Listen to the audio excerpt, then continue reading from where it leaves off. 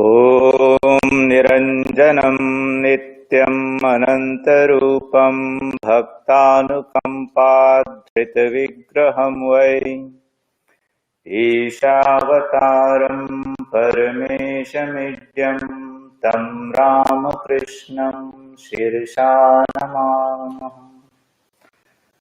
Namaste and welcome to our Sunday talk. I hope you all are keeping well and safe wherever you are. In this series of talks, we have been discussing the various principles of the Vedanta philosophy as well as their applications. The Vedanta philosophy is the culmination of the spiritual wisdom or knowledge that is acquired by the saints, the rishis, the seekers of freedom within themselves. It is part of knowledge, vidya. Vidya has been classified into two parts, apara-vidya and para-vidya. Apara means the lower knowledge, para means the higher knowledge. But it is all part of knowledge, and that should be given to all of us in our education system. In the ancient days, it was given. Somewhere we lost track of it, and you see the problems and challenges that we are faced with when such higher knowledge is not systematically given to us. Anyway, so this Paravidya, Veda, Anta, Vedanta, the culmination, the essence of it. So Vedas are a huge mass of spiritual knowledge or records of the seeking of these rishis, the scientists, so to say, researchers in the inner nature of man. In the earlier parts, you'll find there are lots of rituals and ceremonies and karma kanda actions, all those things. And to the later part, you find that they have gone beyond all actions and it's just pure knowledge. And the essence is we are all divine beings. I am pure consciousness as an individual or some deep in the depth of my being. And the entity that is behind this whole universe, which is called Brahman. Brahman means that infinite consciousness without any limit. So that is also pure consciousness, and really there's no difference between me, the limited one, and the unlimited one, as there is no difference in the water that's in a wave and the water in the ocean. Both are made of the same substance. The only difference is one is a limited one, the other one is the unlimited one. Our choice is we can continue to be like a wave, thrashed around here and there around the world, or become identified with the ocean and feel our vastness in infinitude. That would be freedom. So this knowledge is given in the Vedanta philosophy. In this series of talks, we are trying to introduce the principles of it. It's a vast knowledge, in as much as possible through ideas and thoughts and examples and through exposition like that. It will give you a rough idea, superficial idea, so to say. The more you take it home and chew it and meditate on it and try to put into practice, you will feel the power of that knowledge awakening within you, and you will feel that strength and the fearlessness that is supposed to come from it, from this Vedanta philosophy. Vedanta, the cream, the essence, just like you take some milk and you churn it out and take the cream and leave the water behind. So out of this whole search for the truth in man, this Vedanta philosophy comes. And in essence, it says man is really a spiritual being of the nature of infinite existence, infinite knowledge, infinite bliss, infinite purity, infinite beauty, infinite of freedom, and everything that you can think in the most wonderful way. That is our true nature, and that's why we're seeking for it all the time. We can't give that search up. So today we'll try to put a little bit of emphasis on this practical application. Philosophy in itself is good. If it does not empower us to be stronger and does not empower us to face our everyday struggle, it is not very, very useful to us. So, and I cannot apply it for you. So, all I can do is share with you the knowledge, and you have to do the other part by going home and processing it. It's like Somebody can put some food in front of you, but he cannot eat for you, he cannot digest for you, he cannot assimilate it for you, he cannot burn it for you. That part is your subjective exercise. And if you don't do that, this knowledge will be just like nice food around your house, but you are starving or hungry. So that's the part that we have to resolve and say, okay, I found something nice that can solve my hunger, the spiritual hunger, or give me strength, and I will do my part of it. So this is the method. So what does Vedanta do? So Swamiji says, Vedanta explains to us the nature of the world so that the world cannot hurt us. Okay, so here's this world, we see very attractive, very inviting, and we engage with it. But when we put our finger there, we get burnt. Okay, we get hurt. But we do not know any better. So we put our finger again in there.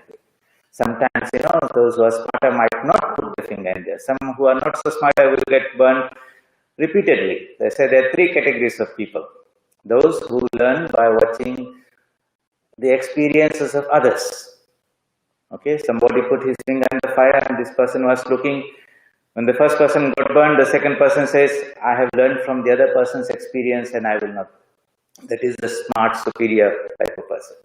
The mediocre is, even if the mother is telling the child, don't put your finger there or don't eat this chili, the child will still put the finger in there, get burnt once at least, and then he will learn out of experience. Experience is a great teacher. And there's a third category of people who will need to put the finger there twice to get burnt. So you have this type of people who come and say, why do I suffer again and again in this life? I do that. You see, because the first experience did not teach us. It taught us, but we did not learn the lesson from us. It requires a type of vigilance and introspection and reflection, a type of discrimination all the time and alertness as we live or go through this journey of life to be a constant learner. Every experience is there to teach us something. So that is why we are born, and we go through all these things. And the more painful experiences, you will agree, are sometimes the better teachers. Okay, yes, they were not something we asked for, but they taught us more than the nice good things in life, you say. So this is what Sri Krishna also says in the Bhagavad Gita, Sarva karma akhilam partha jnane parisamapyate. Actions, experience, karma, all. Sarva karma, all actions. Akhilam, in the entirety.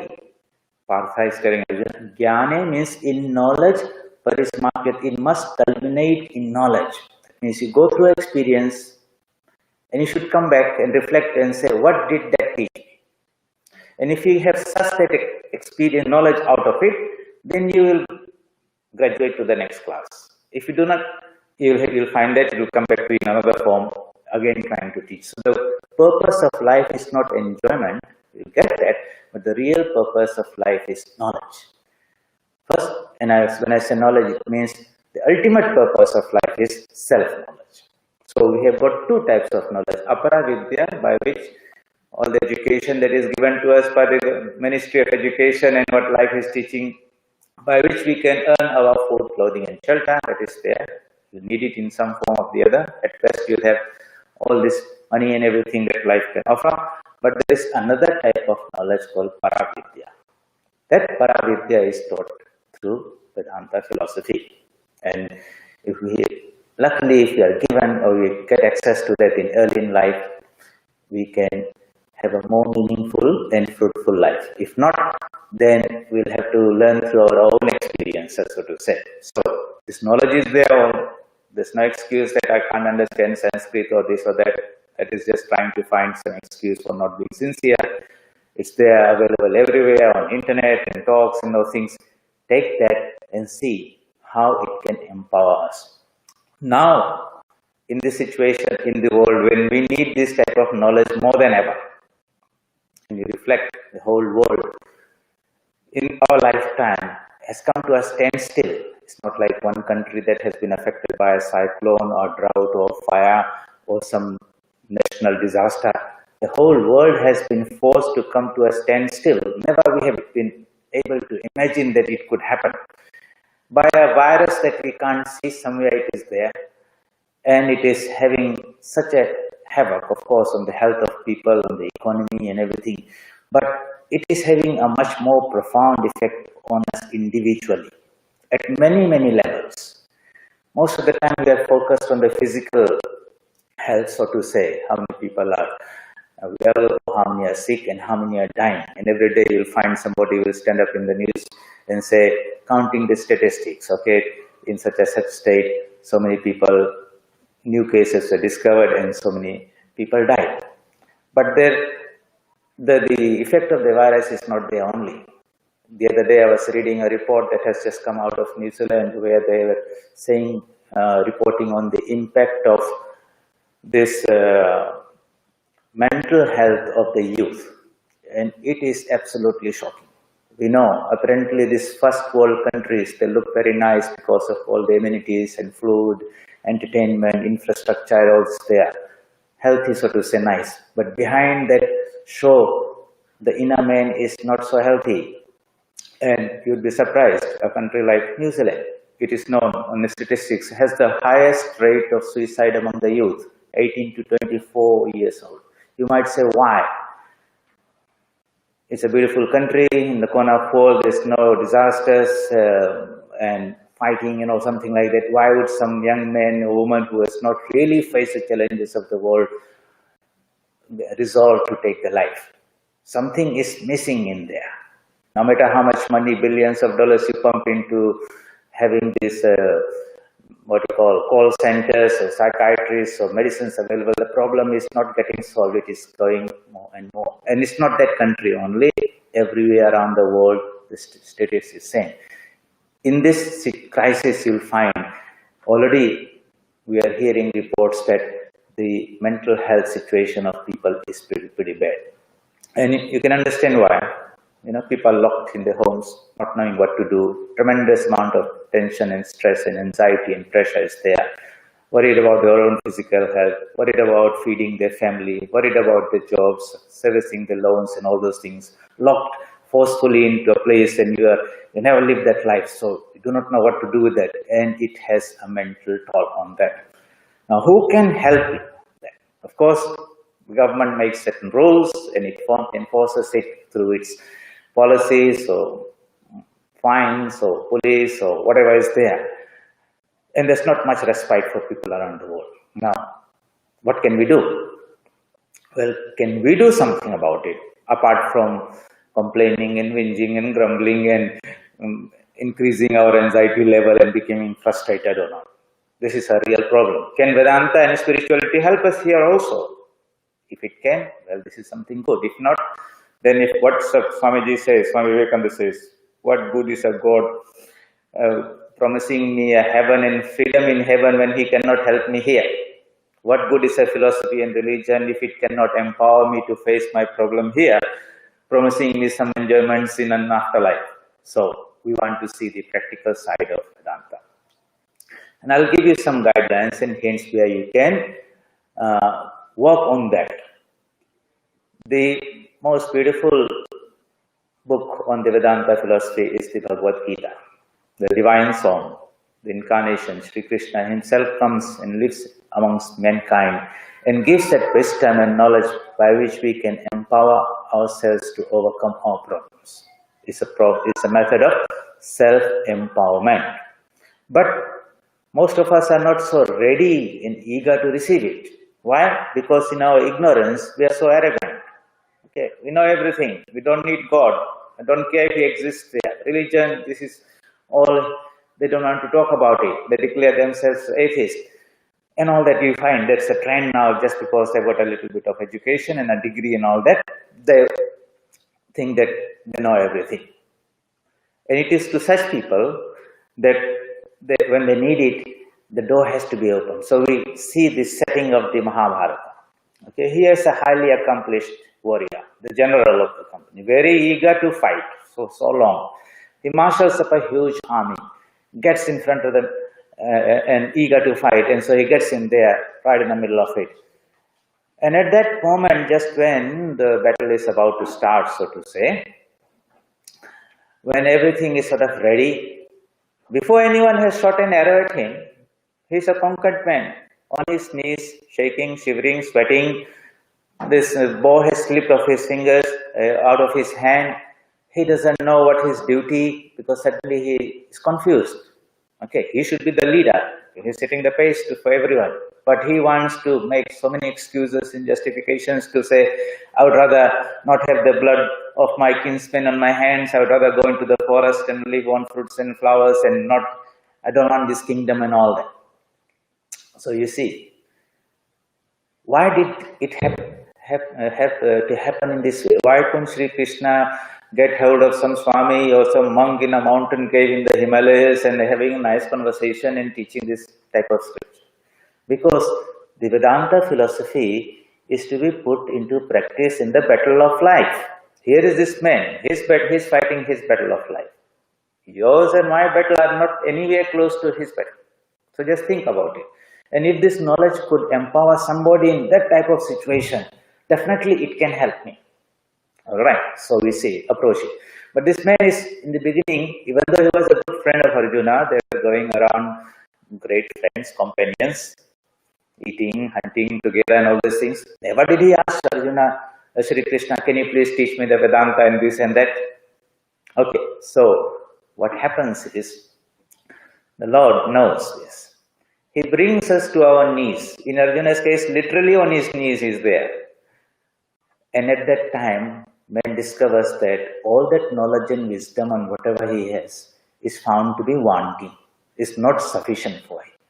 And when he discovers his helplessness and all that, then he looks up, surrenders, opens his mind and says, please tell me, I am your disciple, help me. And that's what he says, I am your Shishya, please tell me, Sadhi Mam Tuam Prapannam, tell me what is good, I desperately need it. Why? Because that situation forced him to do that. So we are in this world also in a situation like this. We all were happy around, living our nice, beautiful lives, everything is set and fine. And suddenly something has come and put everything in disorder. It has also, as a whole humanity, put us on our knees, so to say.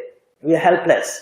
Here and there, the smart ones, the policy makers, they also, you see, very confused. After 6-8 months, they do not know whether I should do this or which way to go. Everyone is in that confusion there. And those who are really looking for that help have understood that's not going to come from the people around me, the society, the government, everyone is in that same confusion. In that time, man looks up and asks, is there someone there who can guide me to overcome or go through this struggle that I have to pass through in the rest of the life? Yes, the knowledge is there. If the mind can open, you can receive it. This is Sanatana Dharma, the eternal wisdom. It is there, relevant 5,000 years ago, and it's equally relevant now.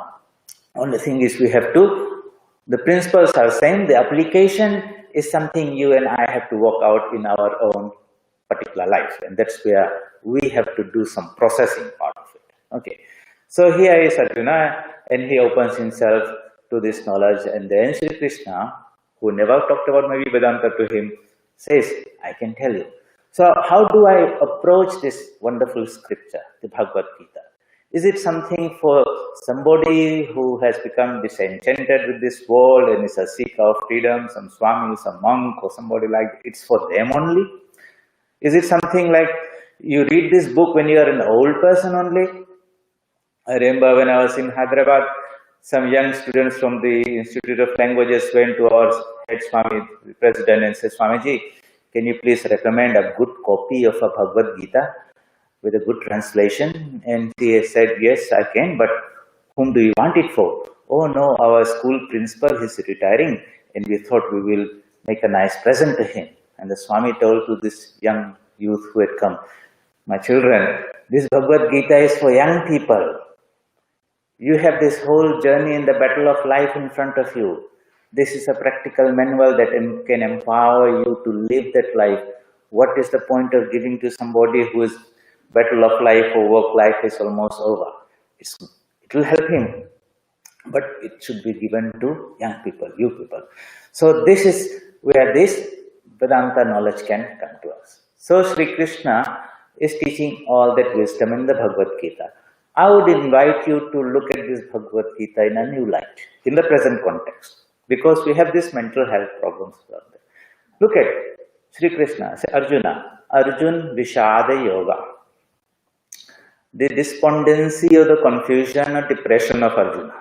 He is in this situation a typical depressed person, so to say.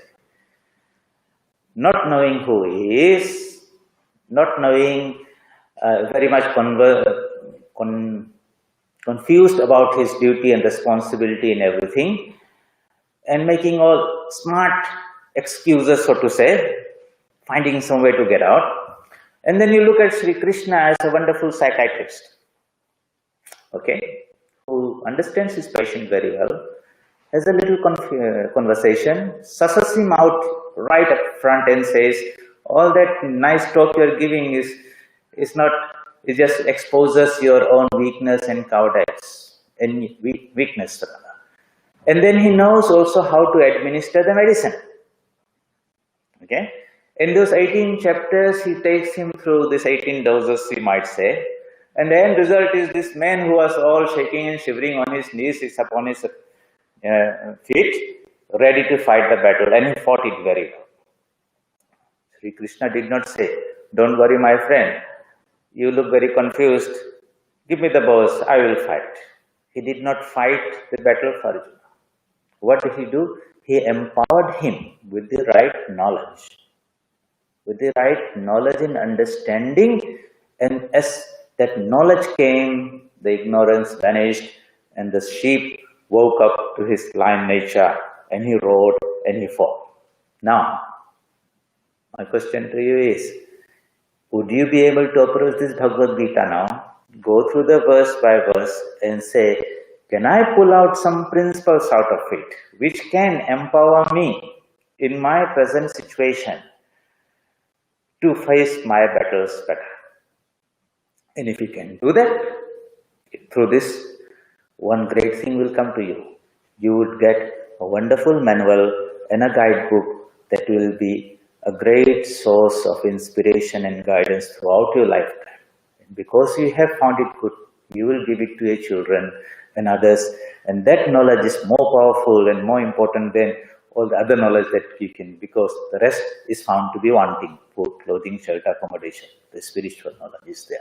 So what did Sri Krishna teach? We'll just go through some of these scriptures, one of the few Upanishads, in a very, very broad way to show the power of this Vedanta philosophy. It is not simply some ideas that we put into our heads and we philosophize about it and we use it when we are meditating, and the rest of the time it has no relevance to it. No, this is to do with life in its completeness. There is no separate compartmentalization between a religious life and a worldly life.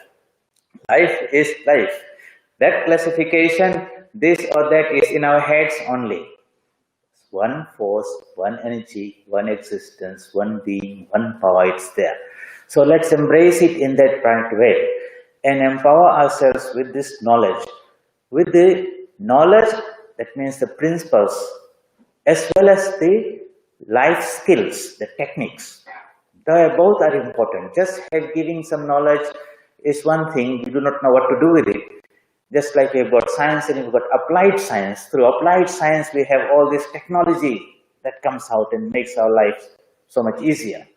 Likewise, this Vedanta, the applied Vedanta, is this life skills by which we will empower ourselves to get rid of all our weakness and our fears and all our shortcomings and wake up to the real purpose and the destiny of what we are, this life.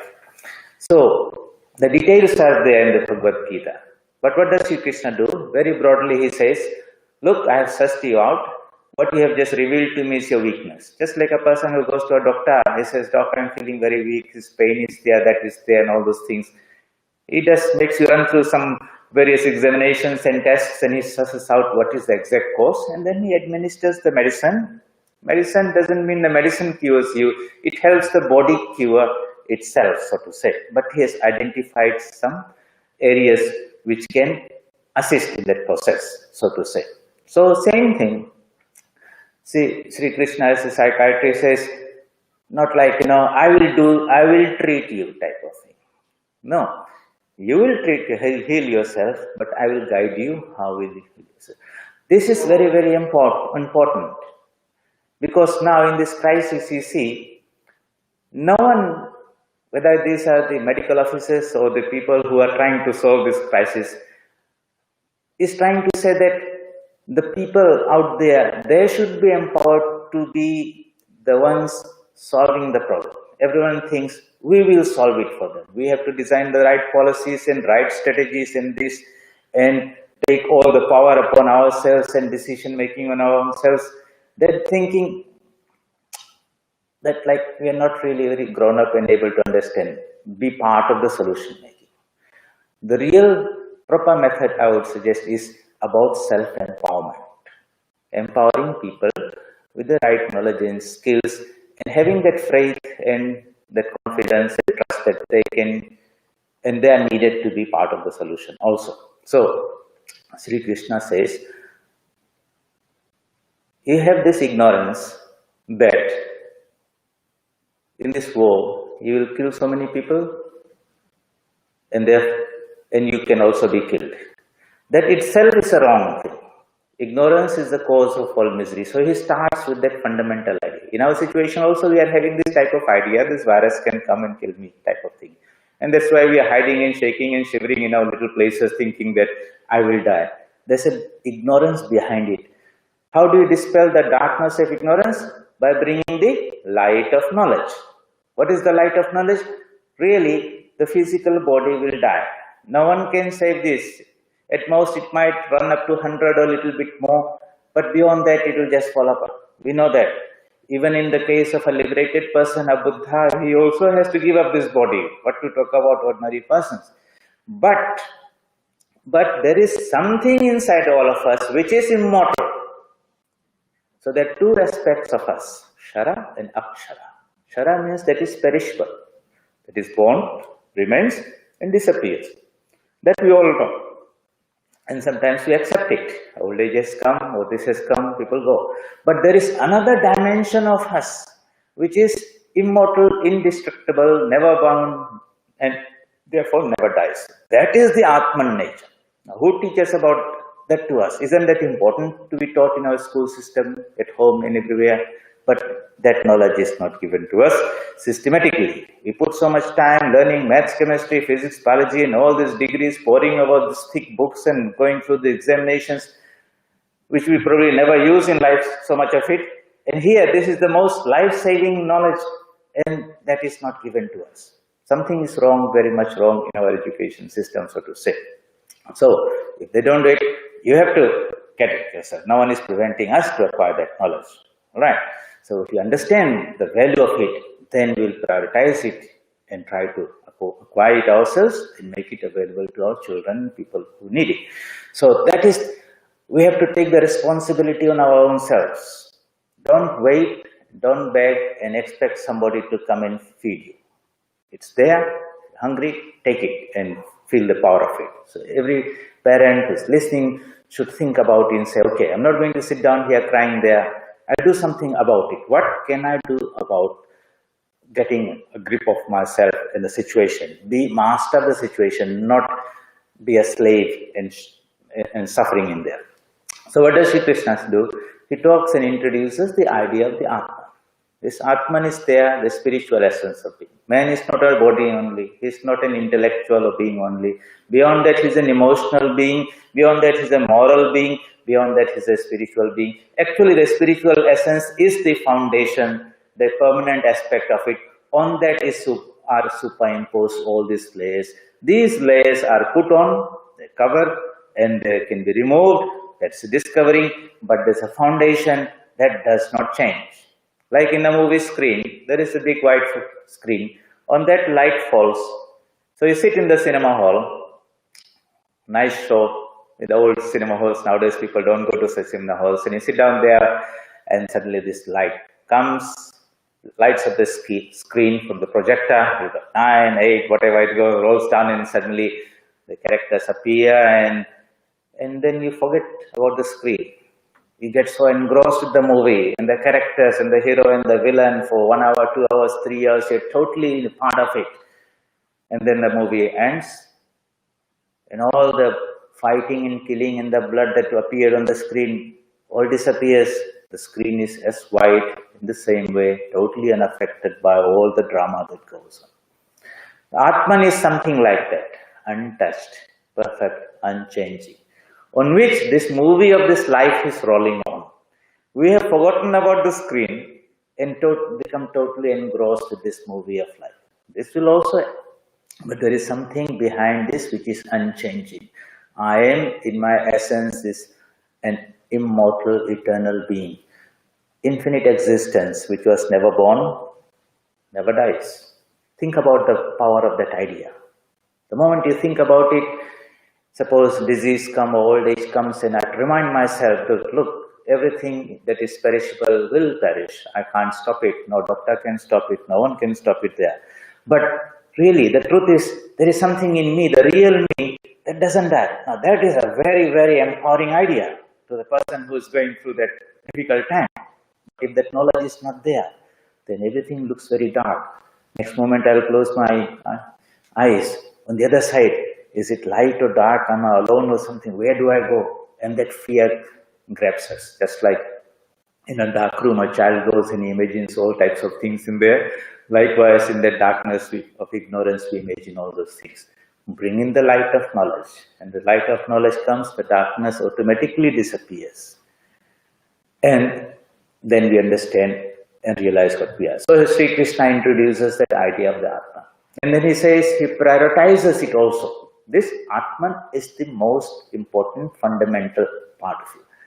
It's not that you are a body, in the body there's a mind or something like that, and there is an I sense and Atman you create, or you pray to God and he comes from some other space and enters into you.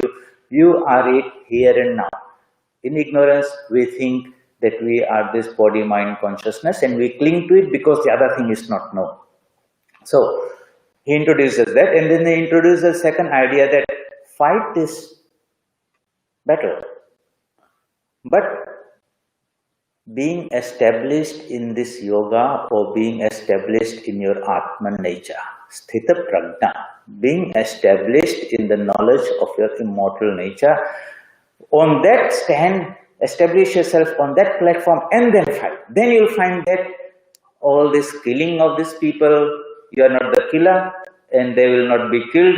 The sins of all this battle will not touch, just like the screen in the movie is not touched by the blood that is in the movie. That is the power of that knowledge. But if we are not established on that knowledge, then this movie is real. Sometimes it's a comedy, sometimes it's a tragedy, and sometimes it's a horror movie also. So that's how it is. But if you can see the whole thing in its proper light, then you can enjoy the movie. It could be a horror movie and you can enjoy it also. Some people love it, watching horror movies, but because they always remind themselves it's a movie only. Suppose they forgot it's a movie, then it's really horrifying. They'll be frightened. But if they can keep an idea, a part of, this is a movie only, and I can handle it type of thing. So what does the Vedanta philosophy do? It teaches us about life so that we cannot be affected or hurt by it. This movie of life will roll on. We are already in the middle of it. We can't press the button and say, this is too much, I don't want to carry on. Some people try to do that. And out of ignorance. You know, you have all this type of people who try to put an end to their own life. Not the way to go. The movie will roll on. But we have to understand it in its proper light. And the most empowering idea is that I'm just a witness of it. I'm not a part of the thing. Okay. But in ignorance, I have become so involved in that. So when you're watching a movie, you like the hero so much. If the hero is happy, you're happy. If he's unhappy, you are unhappy. We become identified with that. And so that attachment to that particular character is beginning to affect us. Likewise, we have become attached to this body, this mind, this identity, these people around us and things around us, and suddenly we have squandered away and surrendered our own in freedom to those things. And now those things have power over us. And if any change happens there, it is affecting me. One day before, you might not know somebody. All right. So if something happened to another one, you heard from the neighborhood, somebody in the village was passed away, and you said, I did not know him, no reaction. But if that person happened to be some very close relative or somebody, immediately sorrow will come. Why? Another person died, but my attachment to that person made had created that reaction in me. So how can I fight this battle without getting affected? So Sri Krishna says in the Bhagavad Gita, he teaches the art of Karma Yoga. Do everything, but without attachment. Okay, you might say that's easier said than done. You know, how can we be so detached from all the people? Do we become very cold-hearted and selfish and all those things and don't take care of my family and children, all those things? Is that what Vedanta is teaching? No, no, no, no. That's not what it's teaching. It's teaching us to engage with the world in the light of a higher spiritual understanding. It does not say run away from it. Otherwise, Sri Krishna would have said, my friend, this battle is terrible. You know, you are right. Why should you have all this bloodshed in your hand? You should go and live quietly in peacefulness in a forest or something. But that's not what he teaches. He teaches us how to fight the battle of life, empowered or armed with this knowledge and protected with this armor that the outside world cannot affect us. So he teaches the art of non-attachment. Then he teaches us the technique by which we can get non-attached also. So then these various yogas come. Karma yoga, bhakti yoga, and jnana yoga, and dhyan yoga. In chapter 6, Swamiji has been teaching about the dhyan yoga by which we lift or disconnect or develop that capacity to disconnect ourselves from this body-mind and lift it and connect it to the Atman nature.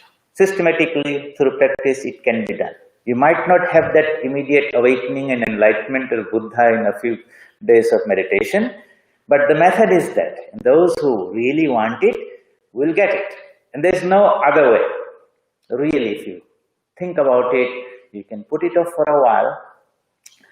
We'll do it later in this life, or maybe we'll come and do it in the next life. This time it's all looking good, you know, so life is good, why waste it, type of thing, make the best of it, enjoy it. But you might live it for 10 lifetimes, 100 lifetimes. There's no rest in this world because that which we are seeking for cannot be found here because it is not here. We are seeking for immortality. We want to conquer death. Now making sure that enough food is there every day, having these medicines and doctors and everything there, will it prevent me from dying? No, it will just extend life, but death will come. Nothing wrong with that. Death of the body, but not of the soul. So the soul is eternal and immortal. We are seeking for knowledge all the time. You know, nowadays it's so easily available on internet here and there. So much knowledge is there. We're seeking happiness. So many ways to enjoy. So many things are there. Varieties of foods and entertainments and all that. So many is there. But the real joy source of that bliss is within. Knowledge is within us. The eternal, immortal nature of the Atman is within us. Freedom is within us. Power is within us. In ignorance, man goes out there. He tries, does his best. And at some point, in some life, he will get disenchanted. Disenchanted with futile attempt, vain attempt, and that awakening is the beginning of spirituality. When we make that U-turn, that vairagya, whatever I am seeking for, it's not there. If it's not there, so where it is? If it's not there out there, then it's inside. And that wiser soul, chastised by all these experiences of many, many lifetimes, many attempts it went, many ways he tries to apply it. Every time it ends up in a failure. At some point in some lifetime, the soul will say, it's not there. Where is it? Inside. And then he makes that journey inwards. The outward going tendency was called pravritti. The inward is called nivritti. We are all in this journey. Some are going outwards, some are going inwards. There's no right or wrong. We are in our different stages and we'll go from the important things just to keep going, keep moving. but do it smartly, with knowledge. Learn from the experiences. At some point, you'll understand that what you see in that beautiful oasis in the desert is only a mirage. And when that awakening takes place, then you stop going further, you turn around and head back inwards. So, Vedanta is about trying to bring about that enlightenment or understanding about our experiences. And if we can come to that one conclusion, or if somebody asked you, what is life trying to teach us? Or if you could remember your 50 lifetimes, suppose, in each lifetime in different country you were born, in different gender, different profession, went through these experiences, and if all that knowledge was given to you right now, and if somebody says, so what would you say would be the wisdom or knowledge out of all these life experiences? Sometimes think about it, because if we don't reflect and we just get too busy with this hour, this minute, this day, this week, this year, if you don't step back and look at this whole life in totality, and our journey is coming to this world many times, then we miss out on the bigger picture. So, Swami Vivekananda says very nicely, the only lesson, he says one lesson is there, the only lesson we learn from all this knocking around the universe is that it's all a humbug, nothing but a humbug. And then he adds another sentence. He says, but few, very few will understand this, because we are too much busy with the present detail. We are not stepping back and trying to understand what it is, where we are going just now. So the soul gets wiser, and then it begins to seek the truth within. That's where these teachers like Sri Krishna, Christ, Buddha, Ramakrishna, Rama, they come, the great prophets, world teachers, and they show that yes, this is a very complicated machinery. It's a wheel within a wheel and within your pot inside there. But there's a way out of it also. The Lord did not create a merciless wheel where He will grind us, but He has also shown us a way to get out of it. And when we have done with this play, we don't want it anymore, and we want to get out of it, then, and if you really want to get out of it, it's not like a little bit, just spare me the problem and I want to keep on enjoying this world, like that type of thing. Then He comes and He promises and He lifts us out of that mess also. So you see all this in the Bhagavad Gita.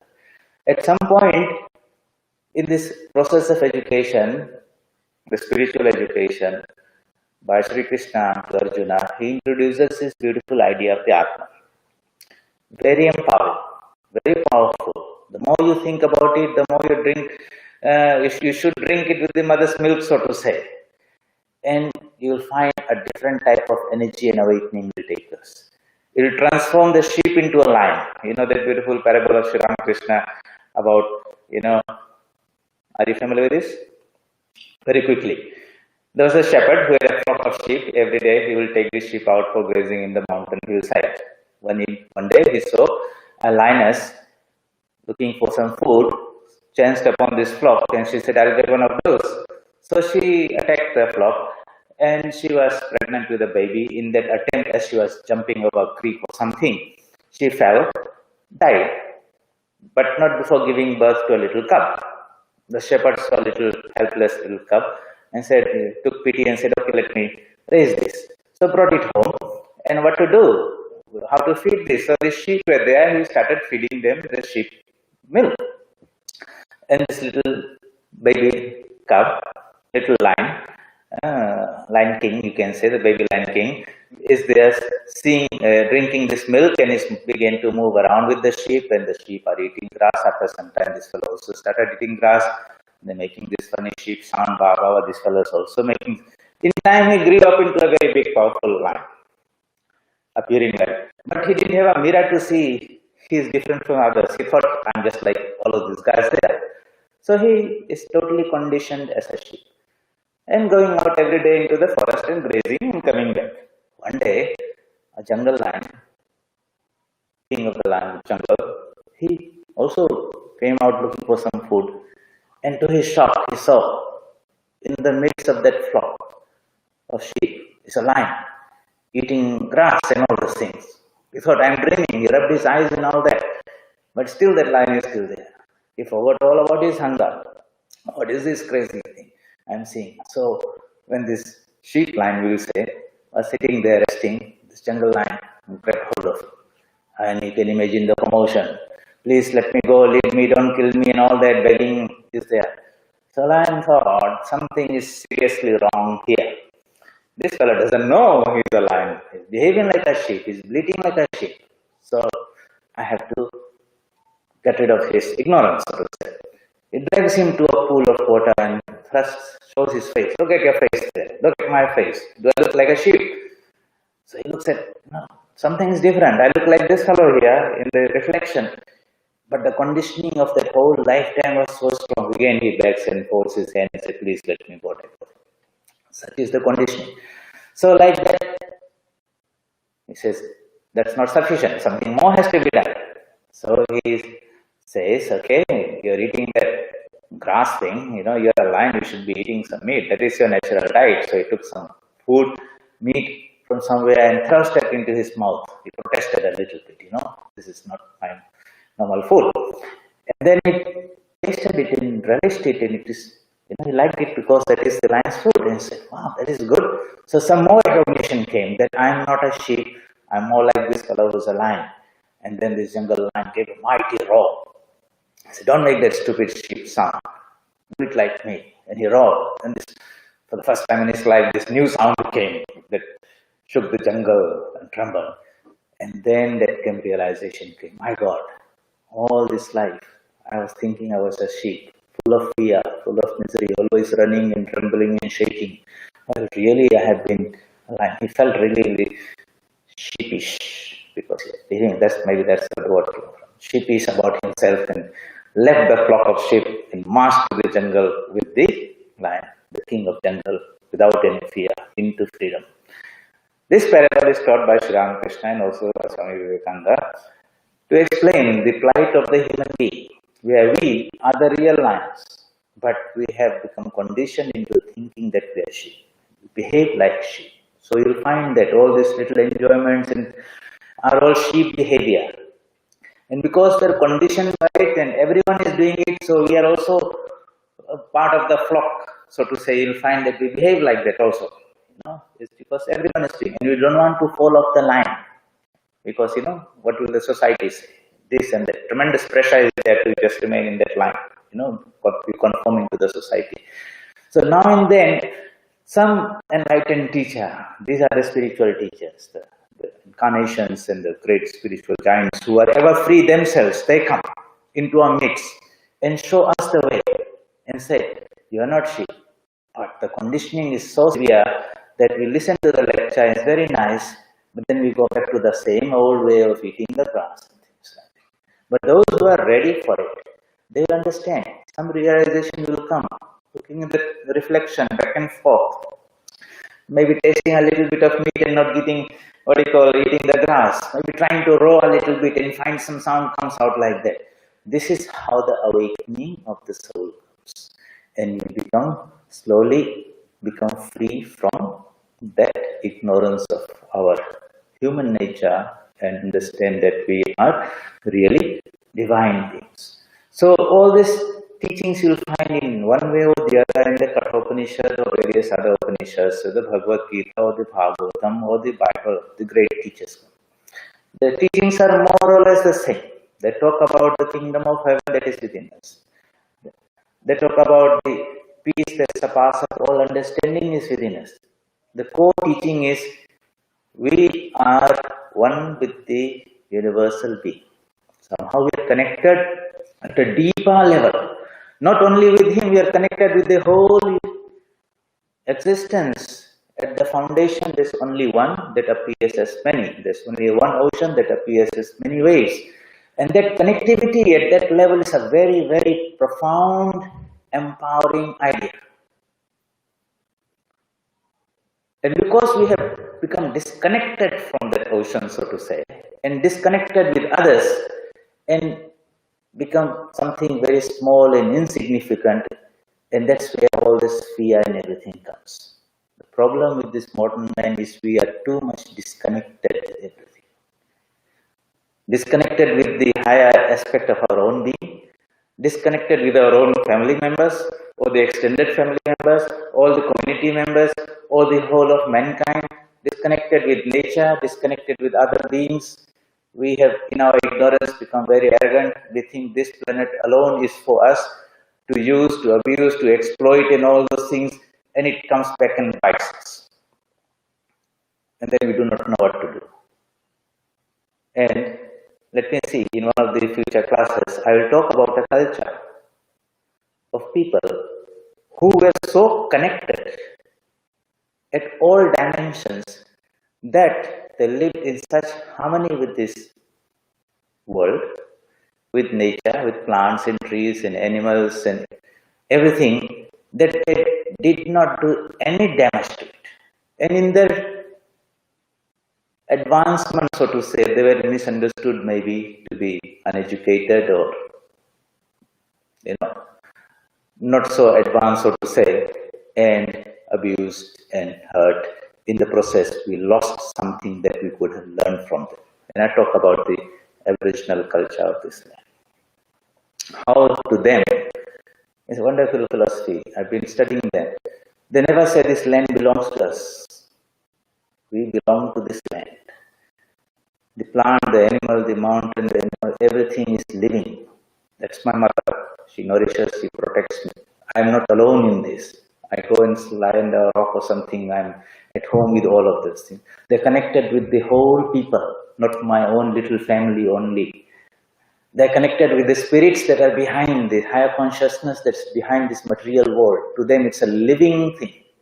So when Aborigine goes and plays a didgeridoo to a mountain or rock, he's not doing something to an uneducated person. What is he doing there? But in their culture understanding, this is a living thing.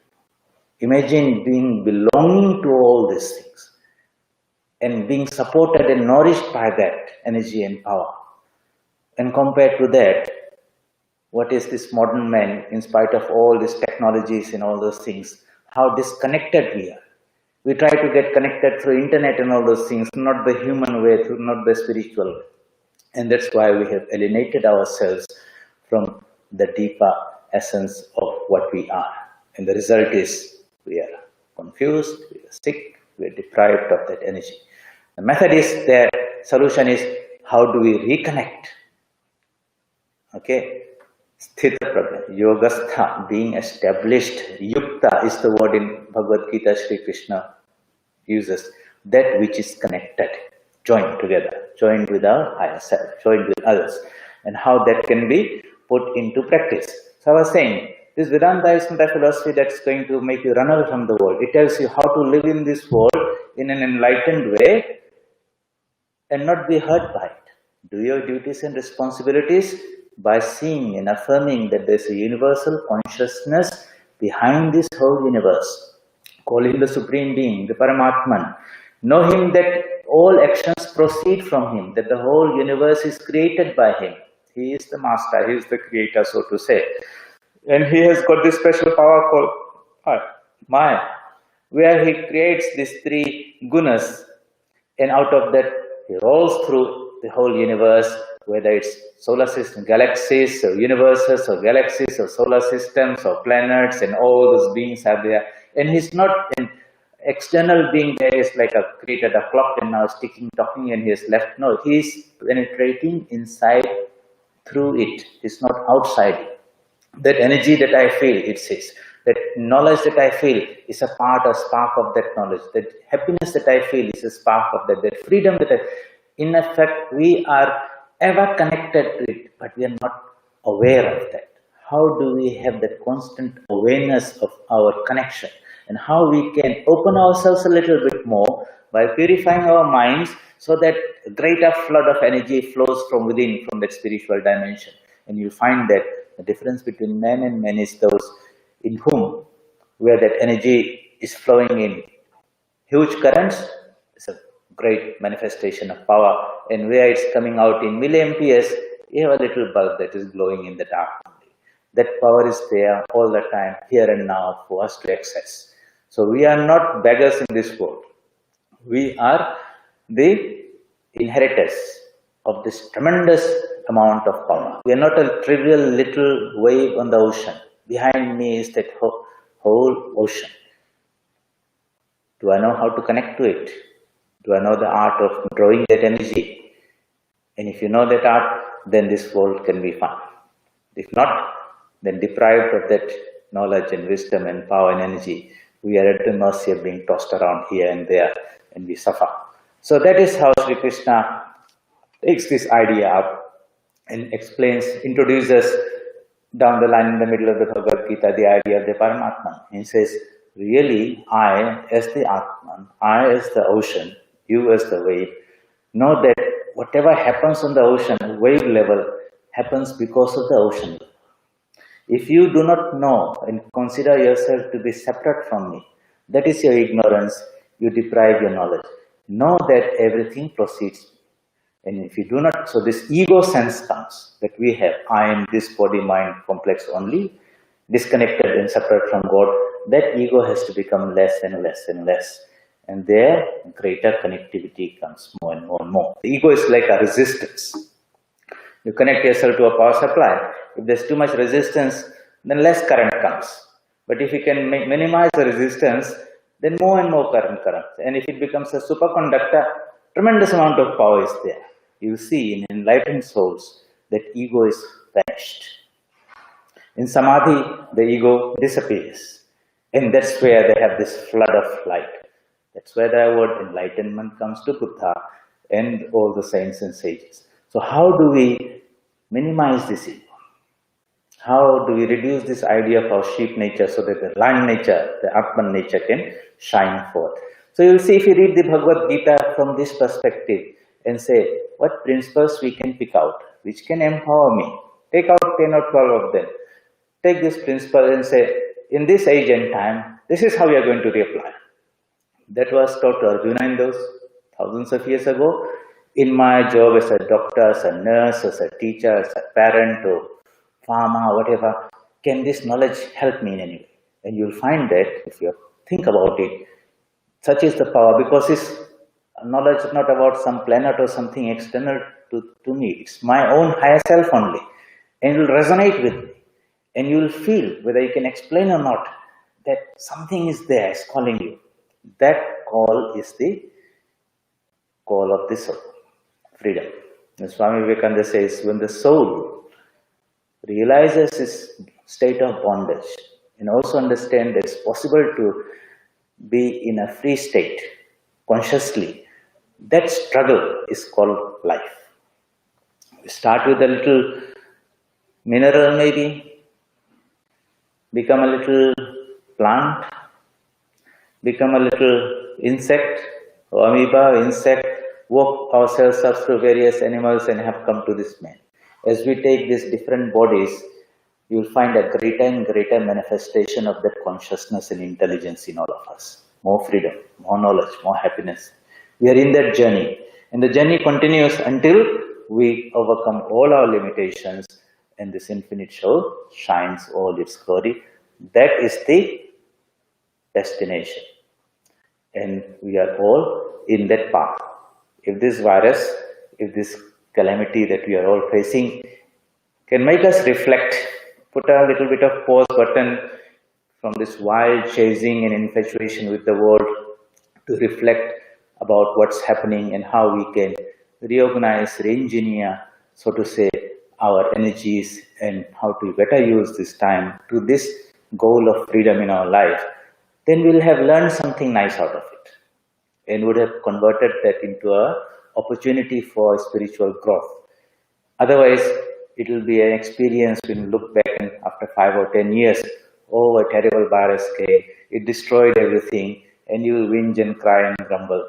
There could be another type of people who said, yes, it made me reflect, put a pause button, and I found that I could use my life for higher purpose. Thank you for that. It was a blessing in disguise. It was a great teacher. It didn't have any bad intentions. Funnily enough, this virus is not a living thing. It doesn't have a mind. It doesn't have a bad intention to hurt us. It was somewhere out there. Maybe hanging around with some bats. literally hanging because the beds are hanging. Some fellow took a fancy to invite him. Now he wants to hang around with us, and we do not know how to handle him. That's the story, being very, very objective. So when man meddles around with nature too much, in this sense of enjoyment and this and that, nature bites back, to teach us a lesson. And sometimes, instead of grumbling and whinging and complaining, if we can reflect as individuals, as communities, as nations, as humanity, there's a bigger plan somewhere out there. Maybe things are not clear. Let that dust settle. And if we come out wiser and smarter and brighter, so that it's better for us as a humanity, as a whatever we can do for this planet, and fast track us our evolution to the spiritual goal, well, something good can come out of it. But this requires a lot of internalization, reflection, thinking deeply. The scriptures are there to guide us. We have to approach us like Arjuna with that openness, with that reverence, and open our hearts and minds. And the teachers are always there. Knowledge is always there to speak, not from outside, but from inside. So let us reorientate ourselves to this wisdom that is there from centuries and see if it can help us fight our own battles better. We'll discuss this a little bit more next Sunday. Om Asato Ma Sadgamaya Tamaso Ma Jyotirgamaya Mrityorma Amritam Gamaya. Om Shanti Shanti Shanti. Hari Om Tat Sat. Shri Ramakrishna Arpanamastu.